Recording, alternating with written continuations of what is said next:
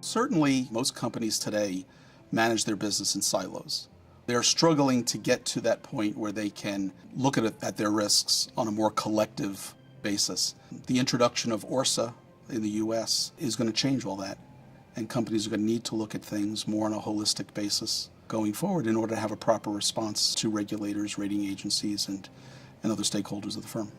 Traditionally, insurance companies have looked at their investment strategy from an asset-only perspective, trying to maximize the investment income or the returns that they're getting from their investment portfolio in isolation. But the investments are there for a purpose, and that purpose is to fund the liability claims and the capital within the insurance operations.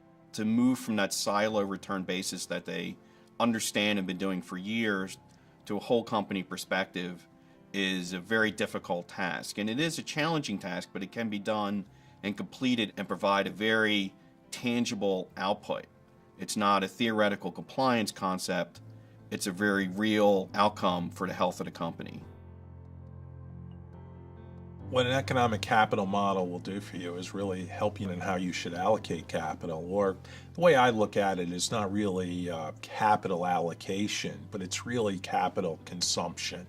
What I mean by capital consumption is looking at large downside events. On the other side of it, which is what companies are always hunting for, is the upside risk opportunities. And you can see that with an economic capital model. And the ability of an insurance company to be able to look at different what-if scenarios and understand the various impacts of what could possibly happen over the next 2 or 3 years are extremely critical in terms of making decisions about what lines of business the company wants to play in, what states they want to operate in. What we're doing for TOA and for other clients is showing the return on assets relative to the risk or volatility of the company as a whole, the overall value. So the efficient frontier that we present is this picture of the return on assets relative to the risk for the whole company. Conning, with their investment optimizer platform, allows our systems to generate an efficient frontier, which shows you all combinations of investment strategies that maximize reward levels for particular levels of risk. This is an extremely efficient and effective way at identifying strategic asset allocation strategies for the insurance industry.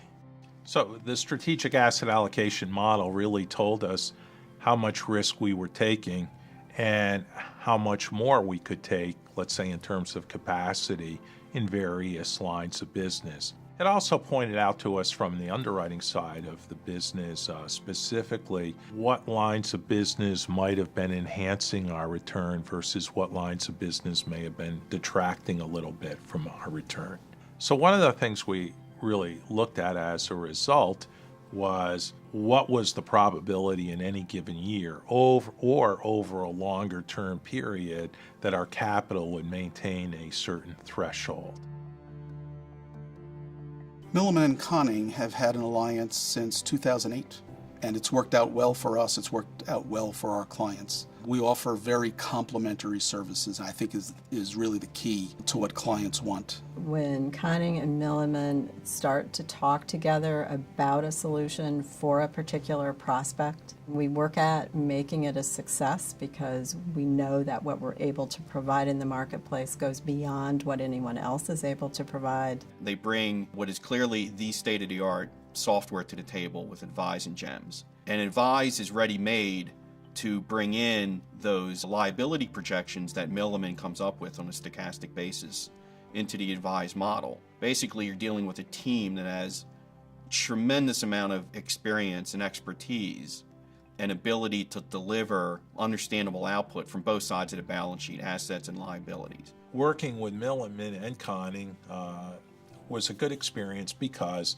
number one, the expectations were clearly outlined at the beginning of the project. Second, the timetable was clearly outlined in terms of when we would have a product that was deliverable. And I would say the third part of it was working with them. Obviously, we work with a professional staff, and we got a lot of insights along the way in terms of how we handle our business.